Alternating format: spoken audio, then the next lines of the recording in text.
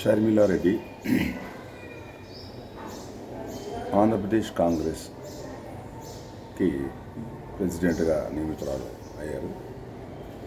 అయితే తెలంగాణలో ఖమ్మంలో విస్తృతంగా పాదయాత్రలు చేసి పార్లర్ నుంచి పోటీ చేస్తారని అక్కడ మట్టి మీద ప్రమాణం చేసిన షర్మిల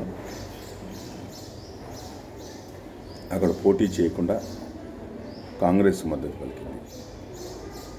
కాంగ్రెస్ వైఎస్ రాజశేఖర రెడ్డి మరణానంతరం ఆ ఫ్యామిలీకి ఎంత అన్యాయం చేసిందో మనకు తెలుసు. చివరికి చనిపోయిన తర్వాత కూడా రాజశేఖర రెడ్డి గారి పేరు ఎఫ్ఐఆర్లో చేర్చడం జరిగింది.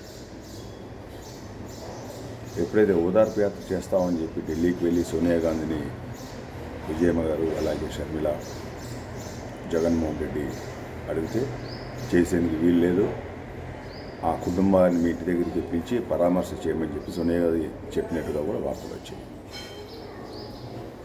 దాన్ని జీర్ణించుకోలేక సోనియా గాంధీ ఇంట్లో నుంచి వాకౌట్ చేసినట్టుగా బయటకు వచ్చి కాంగ్రెస్ రాజీనామా చేసి సొంత పార్టీ పెట్టి ఎలక్షన్స్లో పోటీ చేశారు. అనూన్యమైన విజయాన్ని కూడా సంపాదించడం జరిగింది.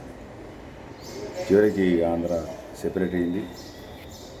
సెపరేట్ అయిన ఆంధ్రాలో పోటీ చేసి మొదటిసారిగా అప్పుడు షర్మిల పాదయాత్ర చేసింది. 16 నెలల పాటు జగన్ జైల్లో ఉంటే కానీ అప్పుడు పవర్లోకి రాలేదు వైఎస్ఆర్సీపీ. 67 సీట్లు వచ్చాయి.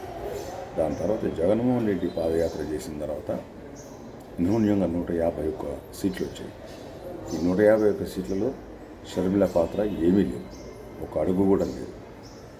విభేదాలు వస్తే వచ్చిండొచ్చు, కానీ ఇవన్నీ కూడా తప్పకుండా కొన్ని రోజుల్లోనే బట్టబయలు అవుతాయి.